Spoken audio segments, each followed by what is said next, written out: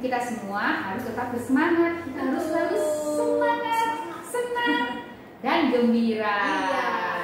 Iya. Kita mau bersama-sama bernyanyi nih, Kak. Oke, Kak. Udah siap gembira dulu. Iya, gembira hari ini. Siap ya adik-adik ya, kita mau puji Tuhan. Lagu apa, Kak? Kita nyanyi sama-sama lagu Senyum dan Berbuka Gembira. Ayo adik-adik, kita semua bangkit berdiri.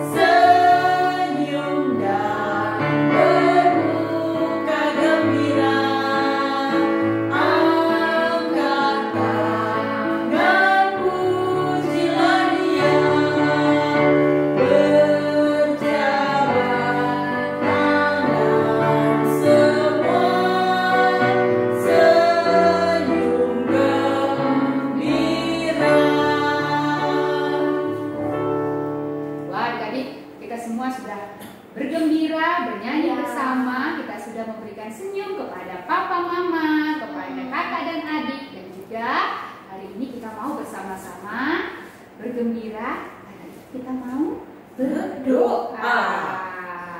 Mari adik-adik, semuanya lipat tangan, tutup mata, kita berdoa. Tuhan Yesus yang baik, terima kasih karena pada hari ini kami boleh kembali beribadah kepada Tuhan melalui online.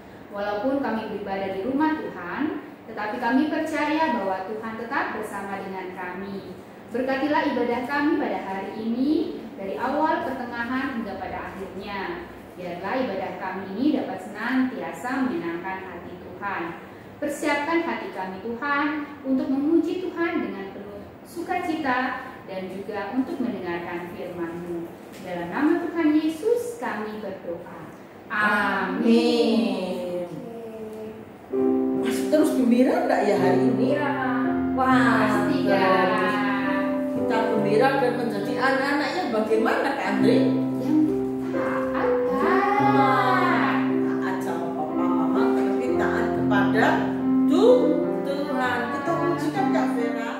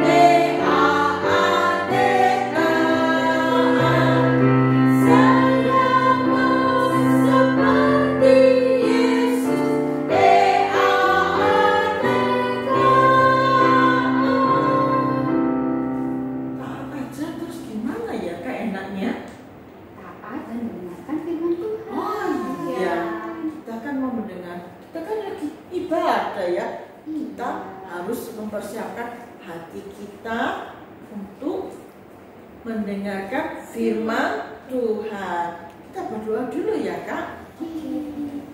Tuhan Yesus, terima kasih untuk kasih-Mu sehingga kami bisa beribadah. Tuhan, kami mempersiapkan hati kami, telinga kami untuk mendengarkan firman-Mu. Berkati Kak Yulia yang bercerita tentang firman. Berkati kami juga anak-anak-Mu yang mendengarkan firman ini. Terima kasih ya Tuhan Yesus. Di dalam nama Tuhan Yesus kami sudah berdoa. Amin. Amin.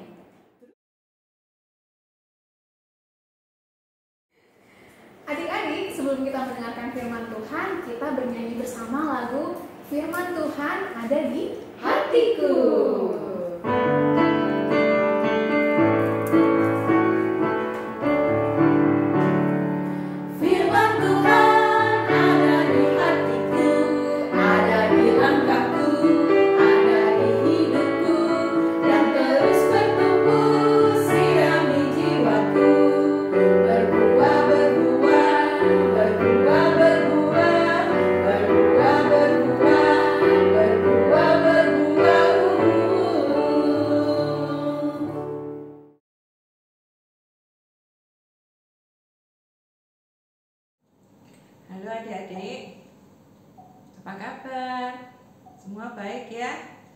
Nah, tidak terasa sekarang sudah hari Minggu lagi kita berjumpa di ibadah online, sekolah Minggu online.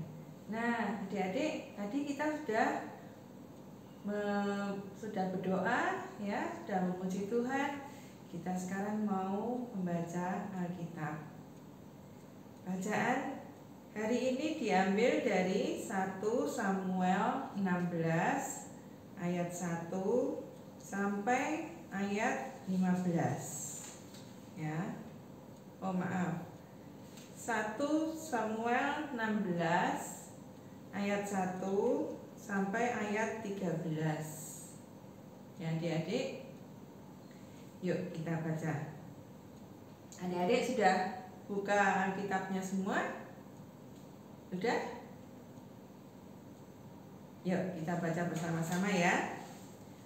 Judul perikopnya adalah Daud diurapi menjadi raja. Berfirmanlah Tuhan kepada Samuel, berapa lama lagi engkau berduka cita karena Saul? Bukankah ia telah kutolak sebagai raja atas Israel?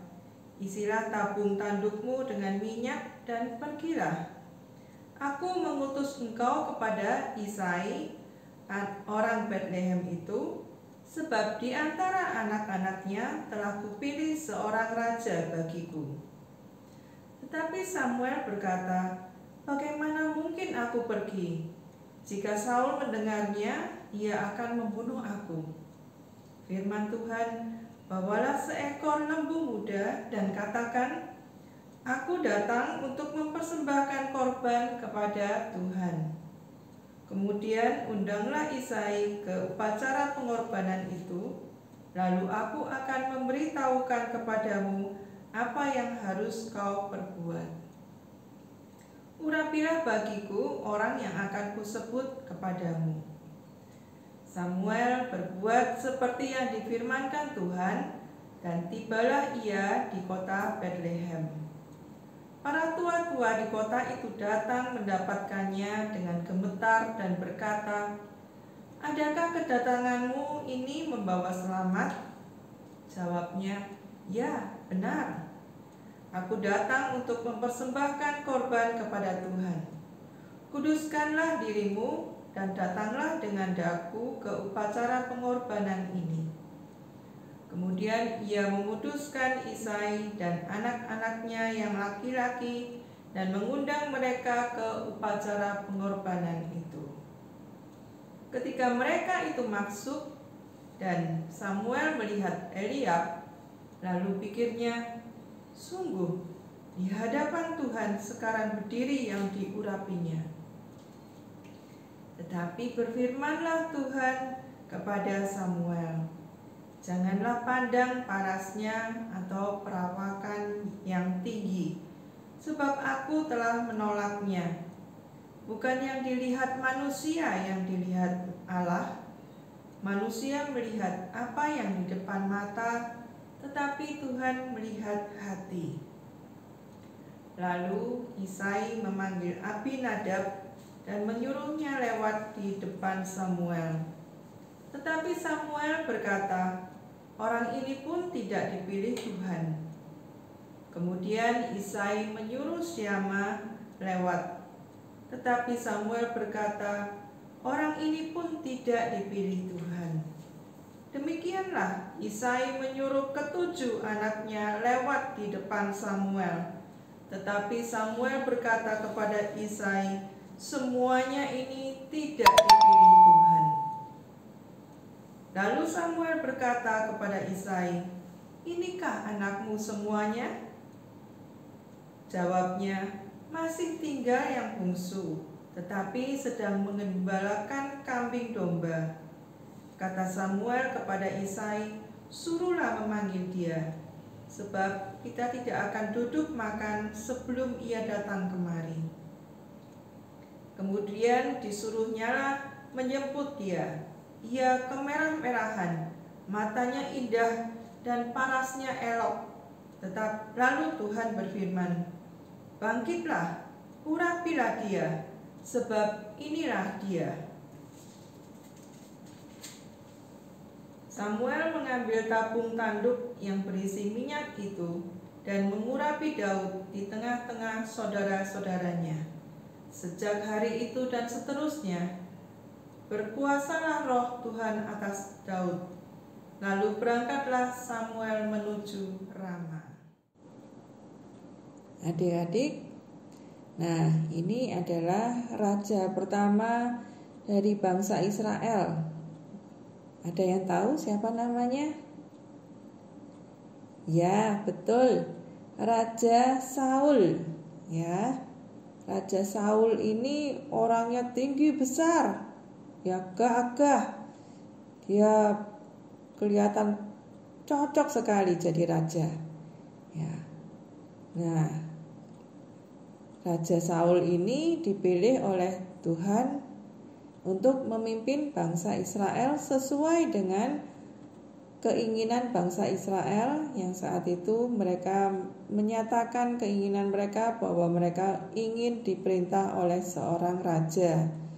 Jadi mereka tidak mau hanya diperintah oleh Allah, tetapi mereka ingin diperintah oleh raja sama seperti bangsa-bangsa lainnya. Nah, Allah memilih Saul sebagai raja, dan saat itu juga Saul diurapi oleh Nabi Samuel. Ya, ini Nabi Samuel, dia yang mengurapi Raja Saul ya menjadi raja. Nah, pada perkembangan berikutnya setelah Saul menjadi raja, ternyata Saul ini seringkali melakukan ketidaktaatan. Ya, jadi beberapa kali Tuhan bilang melalui Samuel bahwa suku ini harus dihabisi, ya. Semua ternak-ternaknya juga harus dihabisi. Tetapi Saul tidak taat. Saul malah merampas dan mengambil ternak-ternaknya, barang-barangnya, ya. Lalu juga Saul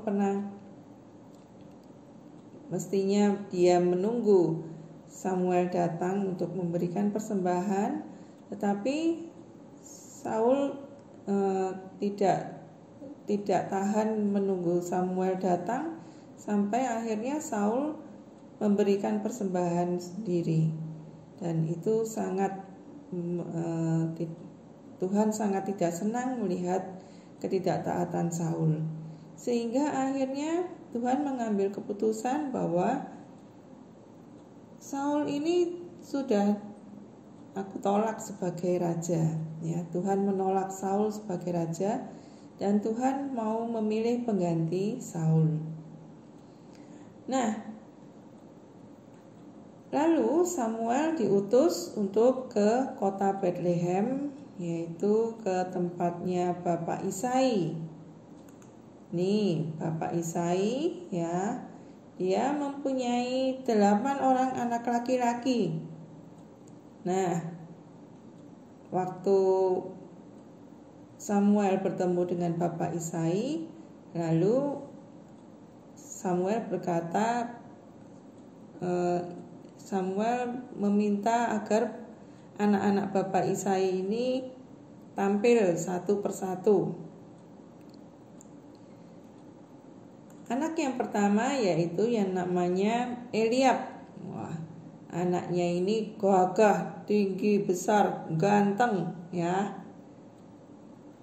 Begitu Samuel melihat Eliab, langsung dia berpikir, wah, pasti ini yang diurapi oleh Tuhan, yang dipilih oleh Tuhan. Tapi Tuhan berfirman kepada Samuel, jangan pandang parasnya atau perawakan yang tinggi, sebab aku telah menolaknya. Bukan yang dilihat manusia yang dilihat Allah. Manusia melihat apa yang di depan mata, tetapi Tuhan melihat hati. Berarti Eliab ditolak. Lalu dipanggil anak kedua yaitu Abinadab. Tapi Tuhan juga berfirman kepada Samuel, orang ini pun tidak aku pilih. Lalu anak yang ketiga juga tampil, namanya Syama, dia juga tidak dipilih. Demikian seterusnya sampai ke 7 anak laki-laki Isai, semuanya tampil dan semuanya tidak dipilih. Loh, terus yang mana ya? Kok bisa Tuhan katakan bahwa salah satu dari anak Isai akan dipilih? Samuel sendiri lalu bertanya kepada Bapak Isai, apa ini semua anak-anakmu? Cuman ini aja. Nah, lalu Bapak Isai berkata, ada satu lagi sih yang bungsu, tapi dia sedang mengembalakan domba. Lalu Samuel berkata, panggillah dia. Nah, saat itu Daud sedang mengembalakan domba, lalu dipanggillah Daud menghadap kepada Samuel. Nah, Daud ini tampak masih sangat muda. Mungkin kalau adik-adik yang kelas 6 ya, umur 12 tahun, ini tidak beda jauh dari adik-adik. Mungkin sekitar 15 tahun gitu. Nah, tampak masih muda sekali. Karena itu Isai tidak memperhitungkan Daud bahwa Daud yang akan dipilih. Tapi justru saat Daud tampil di hadapan Samuel, Tuhan berkata, bangkitlah, urapilah dia, sebab inilah dia. Jadi Tuhan memilih Daud sebagai Raja Israel. Maka Samuel mengurapi Daud di tengah saudara-saudaranya. Dan mulai saat itu Roh Tuhan berkuasa atas Daud. Ya. Kak Yulia ingin kalian perhatikan apa yang tertulis di 1 Samuel 16 ayat 7b, yaitu bukan yang dilihat manusia yang dilihat Allah.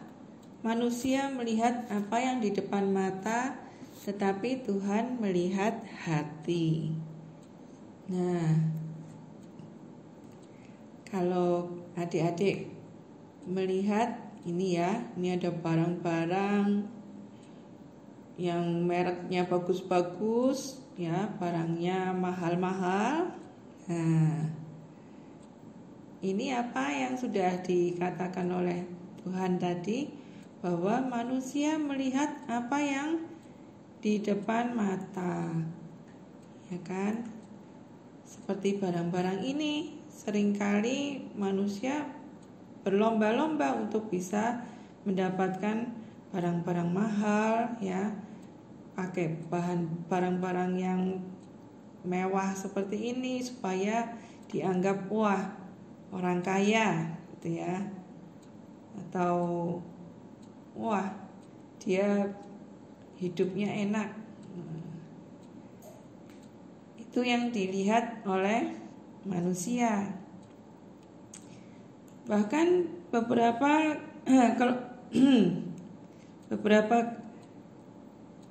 artis kita lihat juga di Instagram atau di Facebook, mereka juga berlomba-lomba menunjukkan bahwa mereka habis liburan dari sini, atau mereka punya mobil mewah, punya rumah mewah gitu ya. Mereka berlomba-lomba menunjukkan kemewahan-kemewahan mereka. Nah, padahal kalau kita tadi membaca ya, bahwa semuanya itu bukan yang dilihat oleh Tuhan. Tuhan itu melihat hati ya. Tuhan itu bahkan pernah menyatakan dengan sangat keras mengenai ahli-ahli Taurat dan orang-orang Farisi. Ya, kalau kita tahu ahli-ahli Taurat ini adalah orang-orang yang mempunyai pengetahuan mengenai Taurat atau kitab-kitab yang berisikan mengenai ajaran-ajaran Taurat atau juga mengenai kitab-kitab Musa.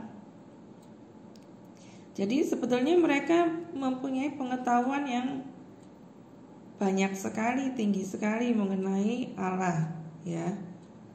Tetapi mereka hidupnya seperti orang yang munafik. Jadi mereka senang sekali memakai pakaian-pakaian yang khusus, lalu mereka berdiri di pojokan-pojokan jalan, ya.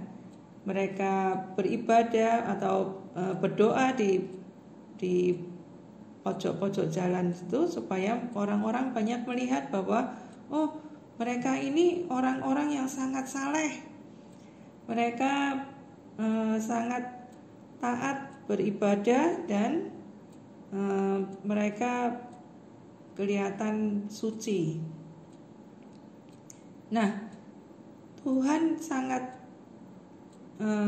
Tuhan pernah berkata dengan sangat keras kepada mereka, yaitu bahwa mereka itu sama seperti kuburan yang dilabur putih, yang sebelah luarnya memang bersih tampaknya, tapi sebelah dalamnya penuh tulang belulang dan berbagai jenis kotoran. Kenapa Tuhan berkata seperti itu? Karena orang-orang Farisi dan ahli-ahli Taurat ini menunjukkan hidup yang munafik. Jadi mereka memberikan persembahan persepuluhan dari hal-hal yang remeh, ya, hal-hal yang kecil seperti selasi, adas manis dan jintan, ya. Itu mereka bayar. Tetapi justru yang terpenting dari hukum Taurat mereka abaikan, yaitu mereka tidak melakukan apa yang dinamakan keadilan, belas kasihan, kesetiaan. Itu mereka semua tidak lakukan. Ya. Oleh karena itu Tuhan menegur mereka dengan sangat keras. Nah, berbeda dengan apa yang Tuhan lihat dari seorang janda. Janda yang miskin ini, ya, kalau adik-adik lihat pada saat itu Tuhan memperhatikan apa yang dipersembahkan di bait Allah, ya. Jadi orang-orang kalau ke bait Allah mereka membawa persembahan, ya. Banyak orang yang memasukkan persembahan yang dalam jumlah yang cukup besar, ya. Tapi Tuhan justru melihat seorang janda yang hanya memberikan 2 peser. 2 peser peser itu adalah mata uang yang paling kecil pada zamannya Tuhan Yesus itu. Jadi kalau dibandingkan dengan orang-orang lain yang memberikan dalam jumlah besar, janda ini terlihat hanya memberikan sedikit saja.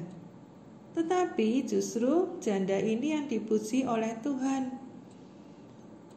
Tuhan berkata bahwa sesungguhnya janda miskin ini memberi lebih banyak daripada semua orang yang memasukkan uang ke dalam peti persembahan.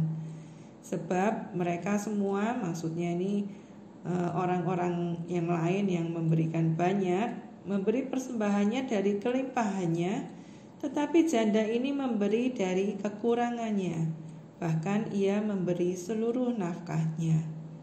Jadi Tuhan melihat hati sang janda ini, ya, bahwa dia begitu mengasihi Allah sehingga dia rela memberikan persembahan yang merupakan seluruh nafkahnya.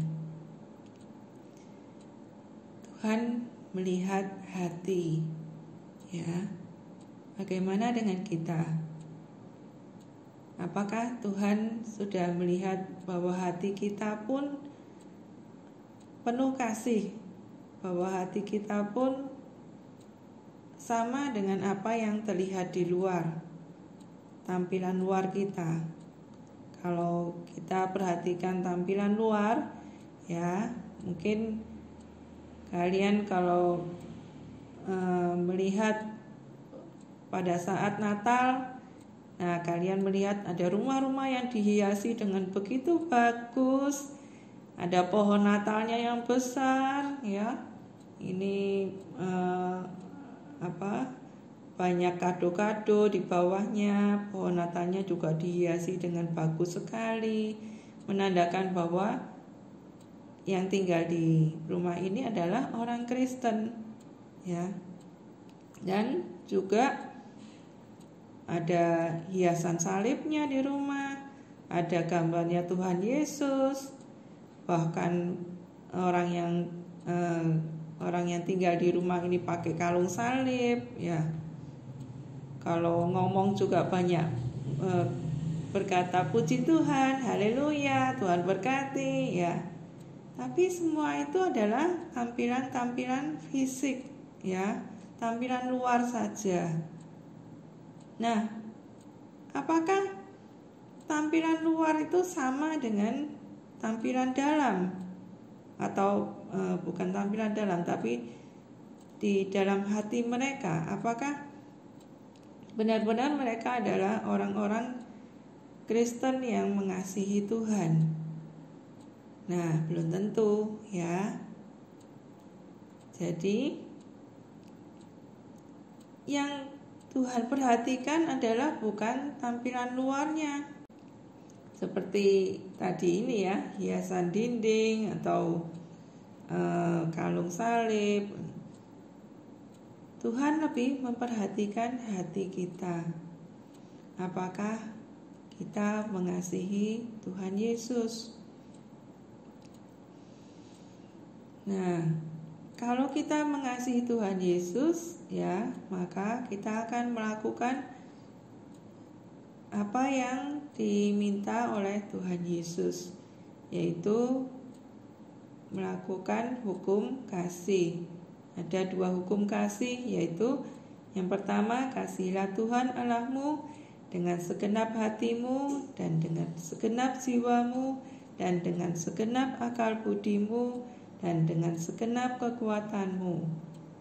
Lalu hukum yang kedua adalah kasihilah sesamamu manusia seperti dirimu sendiri.